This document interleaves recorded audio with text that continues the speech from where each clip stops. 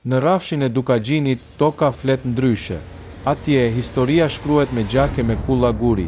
Pikërisht aty, në Glogjan të Deçanit, lindi Ramush Haradinaj. I rritur në një familje ku atë dhe dashuria ishte më e rëndësishme se jeta, Ramushi e mori rrugën e mërgjimit herët.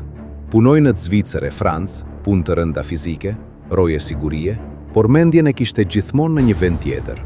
Ai e dinte që një ditë, ato duart që po punonin në ndërtimtari në Perëndim, kishin me kap armën për lirinë e Kosovës. Dhe kur ora e historisë trokiti, ai u kthye. Ishte viti 1998. Kosova ishte në flak. Ramush Haradinaj u emerua komandanti zones operative të Dukagjinit të ushtrisë çlirimtare të Kosovës. Në komandën e tij, rajoni u bë një kështjellë e pakalueshme për forcat serbe. Beteja e 24 marsit tregoi se Haradinajt nuk lëshonin pe, por liria ka një çmim të tmerrshëm.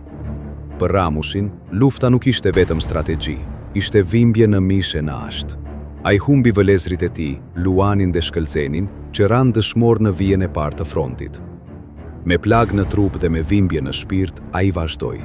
Nuk u ndal asnjëherë deri në çlirimin e plot. Pas luftës, uniformën e zvendësoi me kostumin politik. Themeloi aleancën për ardhmërinë e Kosovës. Në vitin 2004, ai arriti majat e politikës. U zgjodh kryeministër i Kosovës. Energjia e tij për punë u vërejt menjëherë, por ëndra zgjati vetëm 100 ditë. Një telefonat nga Haga ndryshoi gjithçka. Tribunali ndërkombëtar kishte ngritur aktakuz.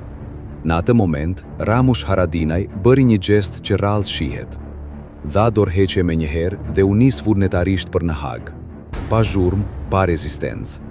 Unë shkoj ta pastroj luftën e ushtrisë çlirimtare të Kosovës, tha ai. Procesi ishte i gjatë dhe i mundimshëm.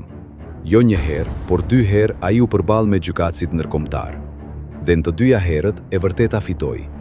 Ai u shpali pafajshëm. Kthimi i tij në Prishtinë ishte madhështor. Populli e priti si hero, si njeriu që e mundi shpifjen.